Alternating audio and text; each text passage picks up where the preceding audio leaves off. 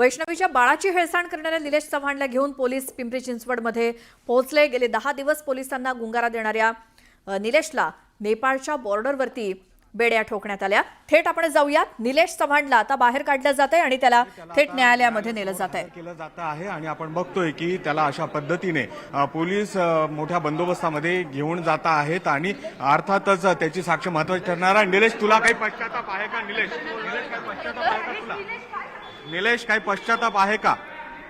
आपण बघतोय की ज्या पद्धतीनं निलेशला आता या सगळ्या प्रकरणामध्ये हा महत्त्वाचा दुवा असणार आहे, कडी असणार आहे की त्यांनी ज्या पद्धतीनं हागवणे कुटुंबियाच्या गुन्हेगारी कृत्यामध्ये काही सहभाग नोंदवला होता का, त्याला वैष्णवीचा छळ होत असताना त्याची माहिती होती का, किंवा एकूणच जो काही कसपटी कुटुंबियांनी हुंडा दिला त्या हुंड्या घेण्यासंदर्भातही त्यांनी काही बोलणी केली होती का, या सगळ्याची संदर्भात त्याची साक्ष घेतली जाईल, त्याची चौकशी केली जाईल आणि त्यासाठी म्हणून पोलिसांना जे आहे तो निलेश चव्हाण हवा आहे आणि त्यासाठी म्हणूनच पोलीस त्याचा शोध घेत होती।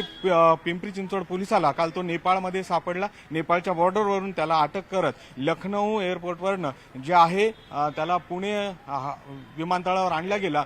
त्यानंतर त्याची रात्री 3च्या सुमारास मेडिकल टेस्ट केल्या गेली आणि 4 वाजता तो बावधन पोलीस स्टेशनमध्ये इथे त्याला आणून ठेवण्यात आलं होतं। अर्थातच अटकेच्या 24 तासाच्या आत अशा आरोपींना न्यायालयासमोर हजर करावं लागतं आणि आपण बघतोय की थोड्याच वेळापूर्वी त्याला आता बावधन पोलीस हे पुणे सत्र न्यायालयासमोर हजर करण्यासाठी घेऊन गेलेले आहेत। निलेश चव्हाणवर वेगवेगळ्या प्रकारचे आरोप आहेत, वेगवेगळ्या प्रकारचे गुन्हे दाखल आहेत, गंभीर स्वरूपाचे गुन्हे दाखल आहेत आणि या सगळ्यांची चौकशी करण्यासाठी जी त्याची पोलीस कस्टडी घेतली जाईल, ती पोलीस कस्टडी किती दिवसात मिळेल ही सुद्धा माहिती जी आहे ते आज आपल्याला मिळेल। मात्र या क्षणाची आत्ताची जी आपल्याला माहिती मिळते आहे, आपण सगळ्यात आधी ही माहिती देतो की निलेश चव्हाण नेपाळला गेला त्याआधी दिल्लीपर्यंत त्याच्यासोबत एक आणखी व्यक्ती होती आणि त्या व्यक्तीच्या संपर्कात म्हणजे त्या व्यक्तीचा मोबाईल वापर करून तो इथे पुण्यामध्ये जे वकील आहेत किंवा इतरांच्या संपर्कात होता अशी माहिती पोलिसांना मिळाली आणि तो व्यक्ती कोण याचा शोध देखील आता पोलीस घेतात। त्यामुळे